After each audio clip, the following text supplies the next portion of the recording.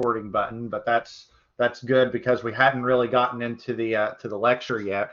So so this is a perfect time to go ahead and begin the recording. What we're going to do today is continue on with our discussion of shear design, and we're going to discuss concentrated loads. Now, what I'm talking about today is I really want to set the stage. I want to look at this. So this is what we did last time. This is what you had on your homework assignment. The shear design for distributed loads. One of the things that made that pretty straightforward is the shear diagram is a fairly straightforward diagram to construct. There's only one equation that you need to plot the diagram, and so if you have a simply supported beam with a uniformly distributed load, you just add up all the load, half it up to get the reactions on each end, and then you just go up, and then it linearly trails down, and then there's your shear diagram. And that's important because ultimately what we care about is constructing a shear diagram for the purposes of design, which would be something like you see on the right. And remember, when you're constructing that shear diagram, there's three key quantities that you want to try and identify. One of them is VU star. VU star is the shear at x equals d, because that's where we begin our design. That's where we determine S required. And then we have our x coordinates at phi VC and half of phi VC, because that tells us where region 2 starts, which is where we should be using S max. And then the x at half of phi VC tells us where region 3 starts, because in region 3 we shouldn't have any stirrups at all. Again, for any of these we might have a couple stirrups bleed over just because of rounding, but by and large we shouldn't need any reinforcement in region 3, and in region 2 we should be using S max. Now this is fine for a distributed load, but for a concentrated load, or for a beam with concentrated loads, the shear diagram gets a little more, I don't want to say involved, but it's just there's a little bit, there's more equations that define it. So what I have here on the slide is just for discussion purposes. Let's say I have a beam. All beams should have some degree of distributed load on it, because all beams have to carry their own self-weight. And so self-weight as a distributed load is pretty much going to be on every beam that you design. But you might also have a series of point loads. So for instance, let's say that this represents a girder in a floor framing system, where the point loads are the reactions from the beams coming into it. So this is a very common instance that you would have in a reinforced concrete design. You'd have the distributed load representing the beam self-weight, and then you'd have the point loads representing the reactions coming in. Now, I know it's been a while since we did this in structural analysis, but if you recall, point loads cause jumps in your shear diagram.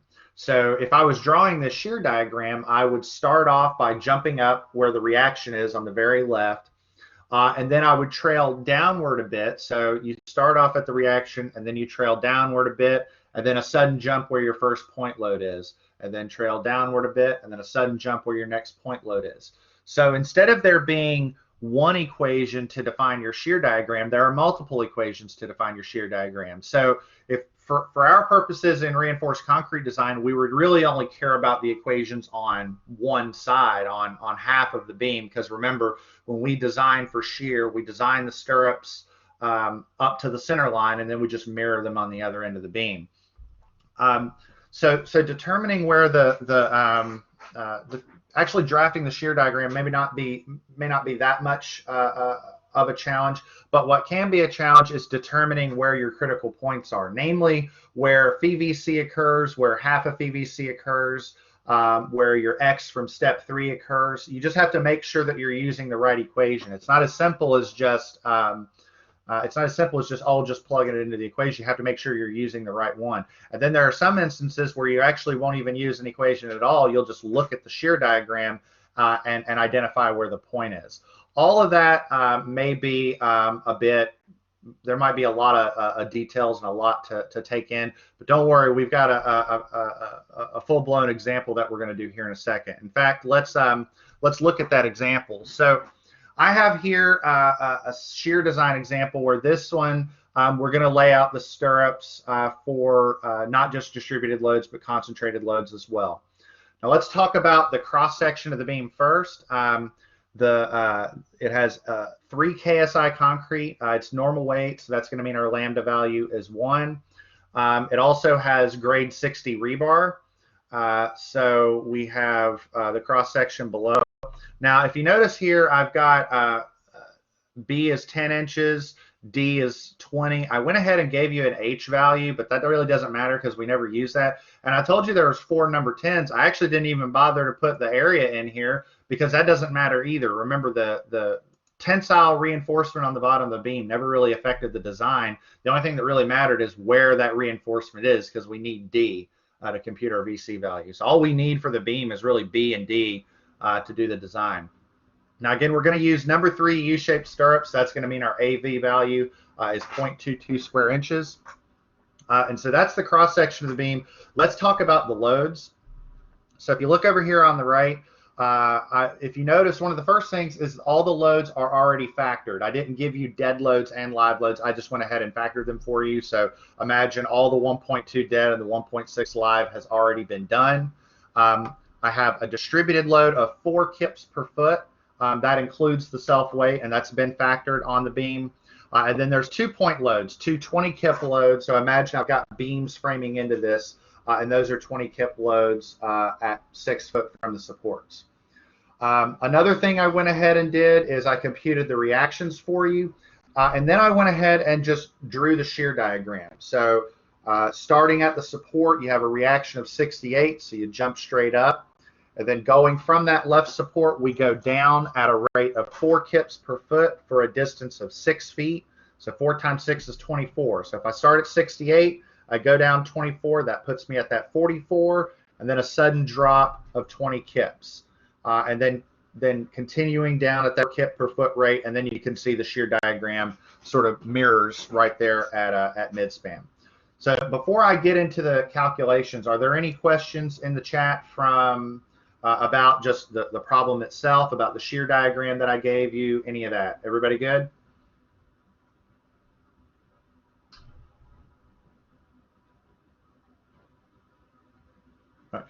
I will take that as a yes. Again, please don't hesitate to interrupt if you have any questions. I'm going to stop sharing this application. All right, so right now you all should see me on camera, and then now I'm going to share. Let's see, I think it's screen 1. Yes.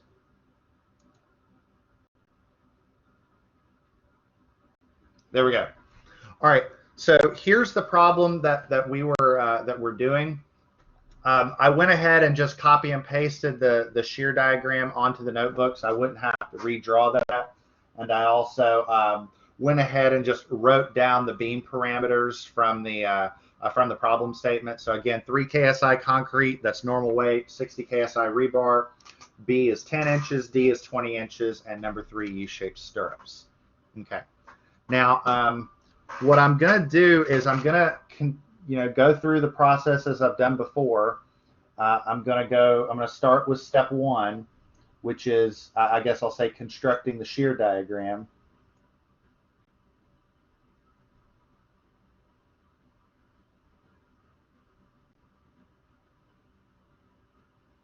Now, obviously, the shear diagram is already constructed. I'm looking at it right there. But what I'm going to need are some equations for those lines. Now, the key word here is that they're lines, okay? I'm going to show you a really quick, simple way of drafting these or coming up with these equations, okay? The first thing I want to do is I want to figure out how many equations I need to come up with, okay? So here's the shear diagram, and if you notice, the center line of the diagram is right there, okay? So that's the center line. And going from left to right, I've got 2 sort of linear regions that I need to define. I've got an equation for this part, an equation for this part. There are 2 sort of linear regions there. So I've got 2 shear equations that I need to come up with. All right. Now, so that's the first thing I want to figure out. The second thing I want to identify are the slopes of these shear diagrams. Now, there's you could start to try and, look at this from a graphing perspective and try and, change in Y over change in X. I wouldn't worry about all that, okay? Remember from structural analysis, the slope of the shear diagram comes from the magnitude of the loads, okay? So these linear regions, I can go ahead and tell you that their slope is -4. Slope -4. And I got that because the load on the beam is 4 kips per foot, the distributed load, that is. The distributed load is 4 kips per foot, so that is the slope of those lines, okay? So coming up with these equations are really straightforward. So if I look at, equation 1, this first region, it has a slope of -4.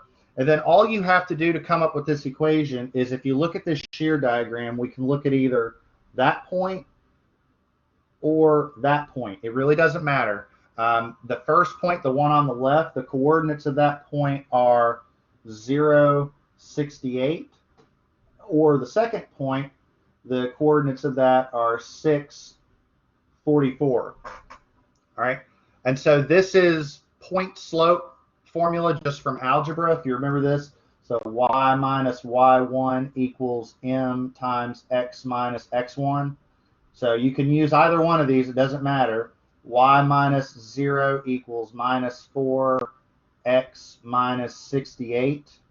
So y equals -4x plus 68, or another way of writing that is y equals 68 minus 4x. So therefore, the shear in kips is 68 minus 4x in feet. So that's one of the equations. Again, really, really straightforward. All you have to do is just identify the coordinates of those points, which is just basic graphing, and then recognize that the slope of the line is -4, and that's all you have to do. None of this cutting sections and deriving equations. That works, but this is a whole lot faster, a whole lot faster. In the interest of time, and just to make sure that we're not, doing the same thing over and over again, I'm going to go ahead and give you equation 2. Equation 2 looks very similar. It's just instead of 68, this ends up being 48.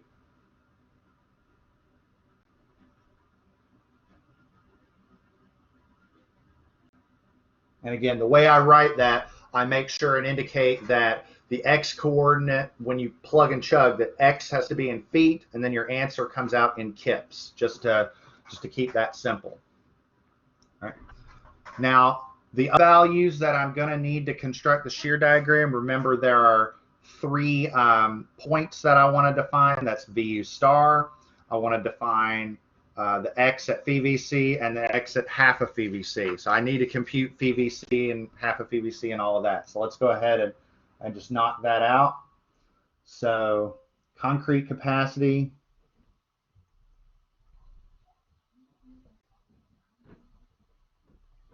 So scroll that up a bit so I've got some room. All right, so, okay, so VC, sorry, let me move that over here. There we go. I'm confused on why you didn't multiply the 4 by 68. Here, okay, now that's a good question. All right, so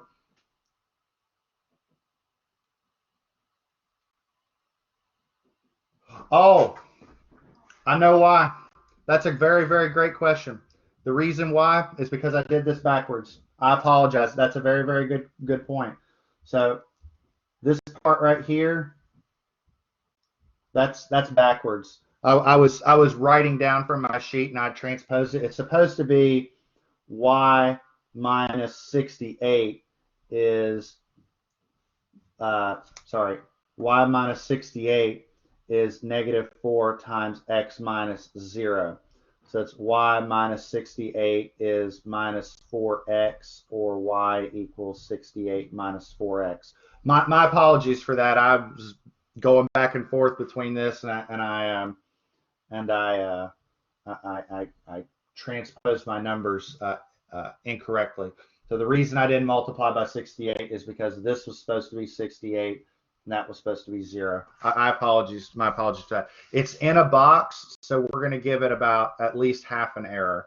I'll round up with everything. I'm still allowed 7 errors though. COVID-19 didn't change that. That was a joke. All right. Good deal. It's tough telling jokes when you're the only person in the room. Okay, back to it. So, thank you. All right, so now we need to compute our concrete capacity. Thank you. I appreciate the encouragement. We need to compute the FVC, the half of FVC, the x coordinates, and VU star. So let's go ahead and knock that out. So VC, remember, is 2 lambda BWD square root of FC prime, which is 2 times 1 times 10 inches times 20 inches times the square root of 3,000 psi. And when you plug and chug that, you get 21,909. That's in pounds, but remember that also equals 21.909 kips. Next, we compute FVC. So FVC is just 0.75 times that.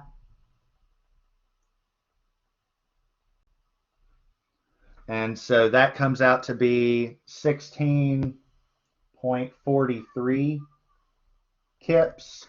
And then half of FVC, which is, that ends up just being 8.22 kips. Okay.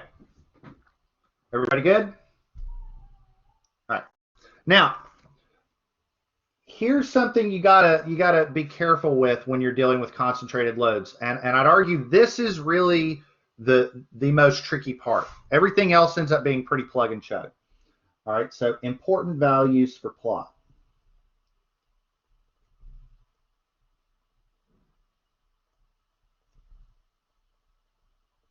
Okay, now let's remember we've got 2 equations for shear. We've got 68 minus 4x and 48 minus 4x. Now, I'm going to put up here on the top, this part right here, I'm going to put that this is valid from x equals 0 feet to x equals 6 feet. And this is valid from x equals 6 feet to x equals 12 feet. All right, that's going to become relevant here in a second.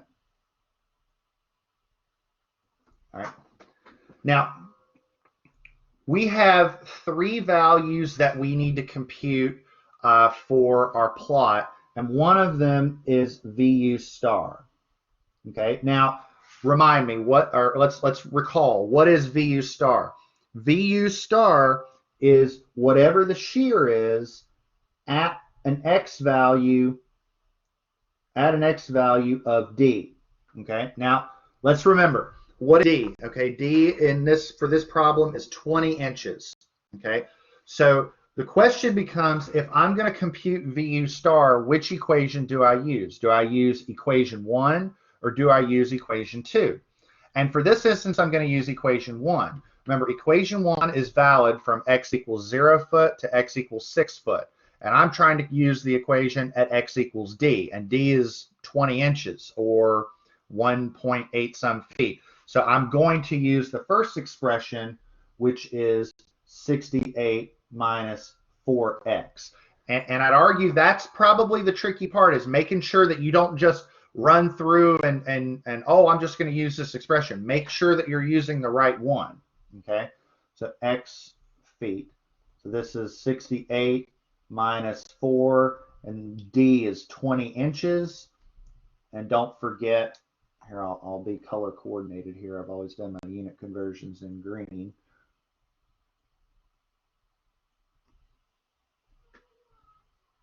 Okay, and this comes out to be 61.33 kips.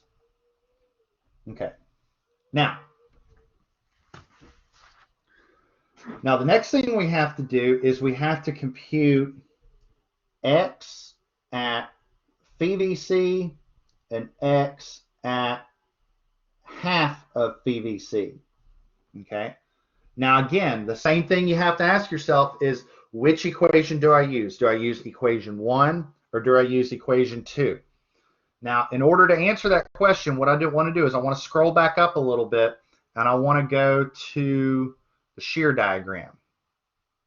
Okay. Let's go right there. That's pretty good. Okay. So let's get some values in our head. Okay. Let's start off with PVC. What is PVC? Okay, PVC is 16.43 kips. Okay, 16.43 kips. Now let's look at our shear diagram. Okay, equation 1 goes from a shear of, what is that, 68 kips to 44 kips, and then equation 2 goes from 24 kips to effectively 0 at midspan. So if I'm trying to figure out my X coordinate at PVC, I'm going to use equation 2 because equation 2 goes from 24 to 0, and I'm going to be using a value of 16.43. Does everybody see that? And again, if you have any questions, please, please ask, because this is probably the trickiest part of dealing with concentrated loads, is just figuring out which equation to use. I'm going to use that expression because of the range. Equation 2 goes from 24 kips to 0, and I'm dealing with 16.43. The same thing with half of PVC, because half of PVC is 8.22.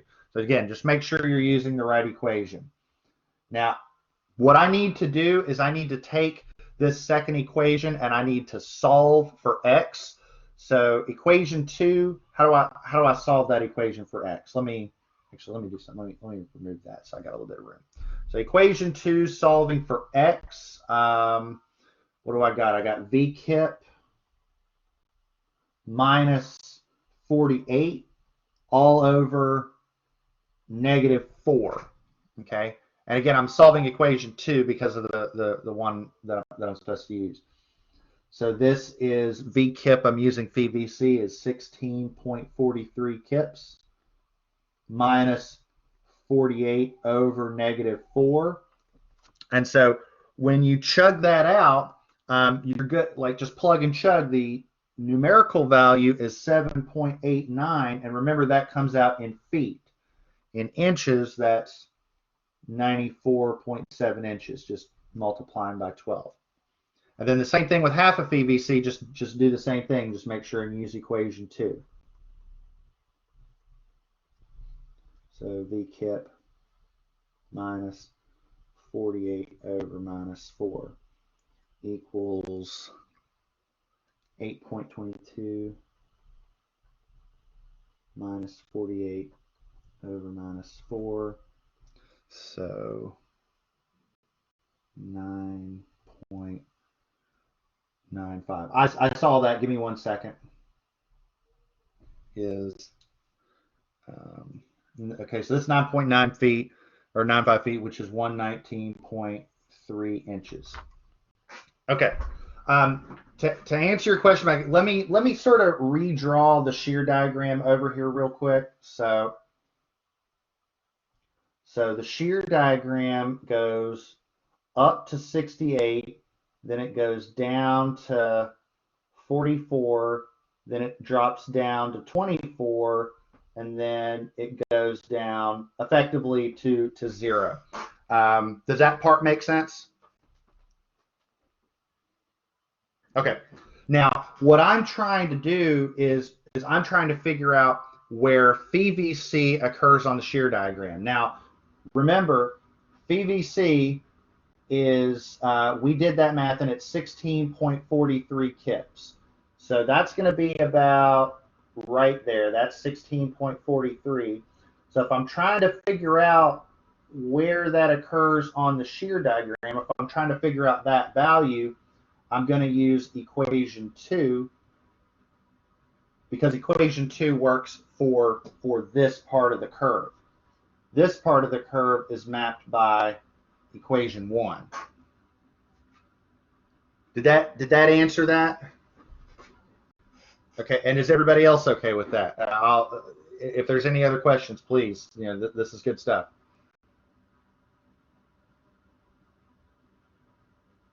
All right. So let me try so this image that I sort of scratched out here, let me see if I can draw that with a little bit more specificity. Because again, that's our goal with this step, is to construct the shear diagram. So this is X in inches. This is the shear in kips. And so now our shear diagram sort of goes like that. Oh, hold on. Then we have a sudden jump, and then it goes like that. Right. This is 44. This is 24. Yeah. Remember, we cut our shear diagram off at VU star. And so this is 61.33 kips. That's VU star. But remember, I mean, the actual max is 68, but we don't use that last part. Okay. This occurs, that's 20 inches. This point right here, that's at midspan. This part right here, this is midspan. And this beam is 24 foot long, so midspan is 12 inches, or 12 foot, and 12 times 12, that's 144 inches. Okay. And then lastly, we have phi VC and half of phi VC. That is 94.7 inches. And this is 119.3 inches. Okay, so phi VC is 16.43 kips, half of phi VC, 8.22 kips. All right, and that's our shear diagram. So we should be placing stirrups from x equals 0 all the way to x equals 119.3, because remember, in this region here of the beam, there's no stirrups needed.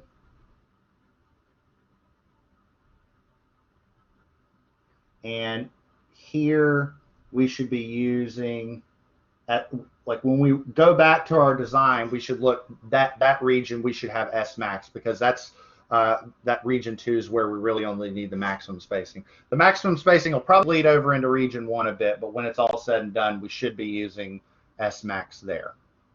All right. Okay. From here on out, for the next few steps, this is going to be very much like what we did on Monday. It's going to be very repetitive. So I might do it a little fast, but again, we just did this. So for step 2, compute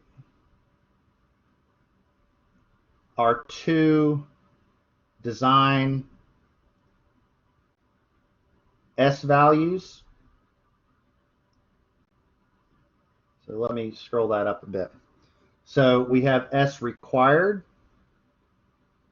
which is phi AV FYT D over VU star minus phi VC. So that is 0.75, 0.22, 60 KSI. Oh, you can go away. D was 20 inches. VU star is 61.33 kips minus, and then PVC was 16.43 kips. When you chug that out, you get a value of 4.41 inches. Remember, when we're choosing a value for design, we always round down. So we round down and we say use S is 4 inches. Next, we have S max 1, which is the minimum of D over 2 or 24 inches. So the minimum of 20 inches over 2 or 24 inches. 20 over 2 is 10, so that's 10 inches. We need to compute 0.75 square root of FC prime, which is 0.75 times the square root of 3,000, which is 41.1. And remember, we do that because SMAX 2 has the denominator, we use the maximum of either that or 50. Obviously, 50 is bigger, so we have AV, FYT, BW, and then this is 50. Now remember, that's PSI, so when you plug and chug, this is 0.22 square inches, but your FYT needs to be 60,000 PSI. Okay, don't just use 60 KSI because the units have to be compatible. This is 10 inches. This is 50 PSI. And that is, when you plug and chug, it ends up being like 26.4 inches. So remember, S max, that's S max 2, sorry. S max is the minimum of S max 1 and S max 2. And so that's, that's S max 1, that's S max 2. So this is 10 inches, so we'll use S is 10 inches.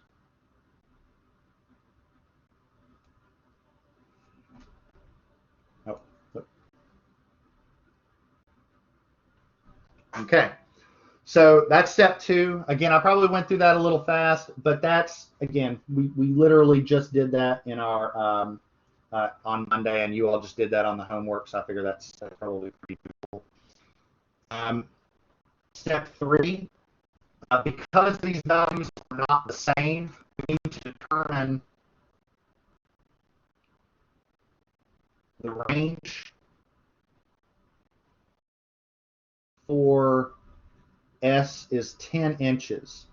Okay, so to do that, we say, all right, first off, we'll compute VS. So VS, remember, that's the shear capacity provided by the stirrups, and so we'll do that assuming that S equals 10 inches. All right, so AV FYT D over S, so 0.22, 60 KSI, and then 20 inches over 10 inches. That's 26.4 kips. Now, next, what we do is we compute PVN. All right, PVN is PVC plus PVS. PVC, we've already computed. Now, just make sure when you're doing this, don't try and account for phi twice. When you report PVC is 16.43 kips, that 16.43 already has phi built into it. So you got to use phi here for the VS, but not for the PVC because you already did. And that's 26.4 kips. And that is 36.23 kips. Okay. Now, all right, let me take a second to pause on this. This is going to be this is probably the another one of those tricky parts of concentrated loads, and well actually it's really the same part. Remember, the tricky part with concentrated loads is figuring out where values occur on the shear diagram. Okay, now let me over here on the right. Let me just sort of roughly sketch out my shear diagram again. Okay. So you jump up to 68, then you jump down to 44, then you jump down to 24, and then it goes down like so. Okay. Now, what you would normally do in this step is you compute VV or you compute VS, you compute VVN, and then you ask yourself, where does VVN occur on the shear diagram? Now, when you're doing these problems, you may start asking yourself, okay, well, do I use equation 1 or do I use equation 2? The answer is neither, okay? Because just look at the shear diagram, okay? Look at this jump, okay? The jump goes from 44 to 24, okay? So keep in mind, that's 44, that's 24, okay? You're trying to ask yourself, where does this value here occur on the shear diagram? 36.23. Where does it occur? Right there, right at the point of right at where the load is. Okay, so don't try and use equation 1 or equation 2. Neither of them are going to work. Okay, if you start plugging and chugging, you're going to get some weird answers. Instead, just observe the shear diagram. Recognize where is X at VVN? It's at 6 foot or 72 inches. Okay, because that's where the load is. Remember, let me scroll up a bit.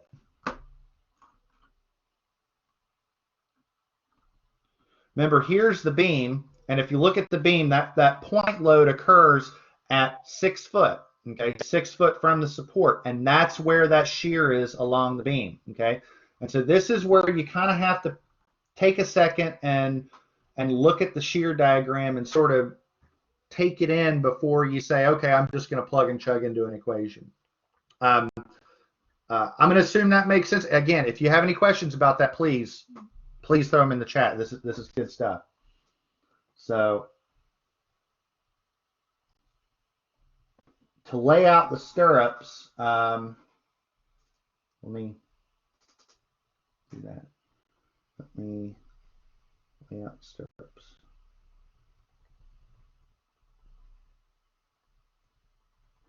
So let's just write down our strategy. So we're going to place the first stirrup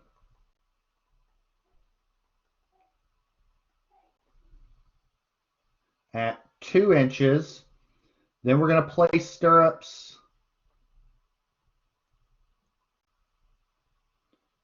at our next increment, which is 4-inch spacing. So we're going to use 4-inch spacing until X equals what? Well, X equals 72. Okay. And again, this is X at VVN. Then we're going to place stirrups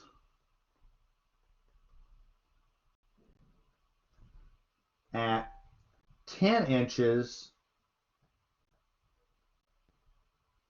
until X equals, and remember, we always stop our stirrup design at wherever X occurs at half of VBC. And if you recall from way back up in the early part of the problem, that's 119, I think it was 0.4, 0.3. And so this is X at half of VBC. Again, that's the exact same procedure from Monday. The procedure hasn't changed at all. It's just consulting the shear diagram. You got to be a little careful with it to make sure that you're using the right expression. And so we'll say 1 stirrup at 2 inches is 2, and then we have to figure out how many stirrups at 4-inch spacing, and we have to get all the way to 72. And so if you do the math, you'll find that 18 times 4 is 72. So we need to place 18 stirrups because we got to get a little past 72. So that'll get us to 74. Remember, this will get us to x equals 2. This will get us to x equals 74. And then last, we have stirrups at 10 inches. We need to get to 119.3. So we're at 74. So you think 1 will get us to 84, 2 will get us to 94, 3 will get us to 104, 4 will get us to 114, but that's not enough. We need to get to 119, so we got to use 5. So 5, that's 50 inches. That'll get us past, stop that. That'll get us past that to 124. So 18 plus 5 is 23, plus 1 is 24. So we're using 24 stirrups up to 124 inches. But remember, that's 24 stirrups on one end of the beam. The entire beam is going to use twice that because you're going to mirror it towards the other end. So that's 48 stirrups total.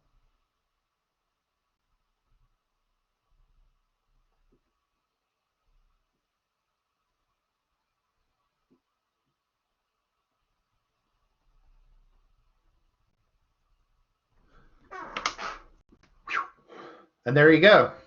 I'll give you all a second. I want to pull up something with the homework, but I'll give you all a second. I want to see if you all have any questions. But give me 1 second. Let me pull up the homework assignment.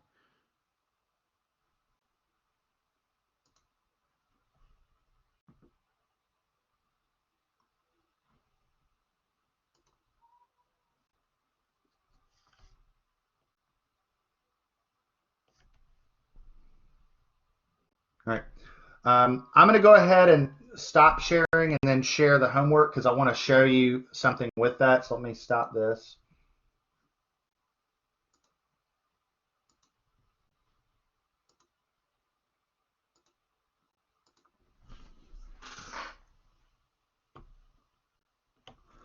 Okay, so this is the homework assignment I've come up with. And I want to give you a little bit of a hint on this before we call it for today.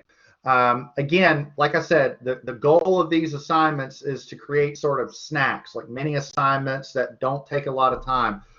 This shouldn't take you more than 20 minutes. It's really not that much much work. So we're going to lay out stirrups for the beam shown. Regular values, 4 KSI concrete, 60 KSI steel. The dead loads include the beam weight and all that. But that's not, I'll show you, that's not really going to matter here in a second.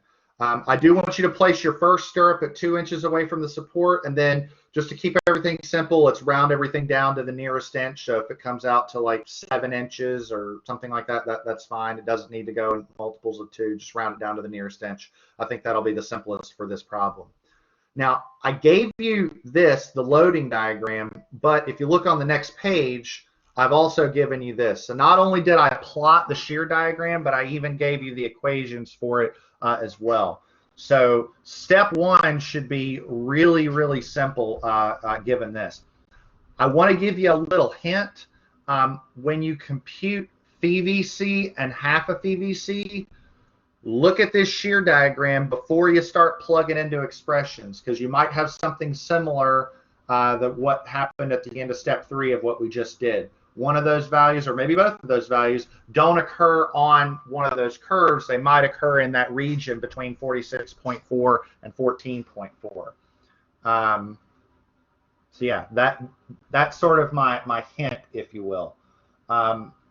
We have a few more minutes if anybody has any questions about what we've done. I'll say that's it for exam 2, because starting Friday, we're going to look at deflections. So we're going to move on to another topic.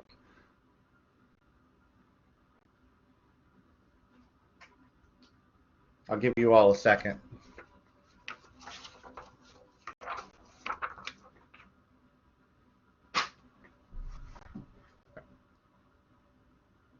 Any questions?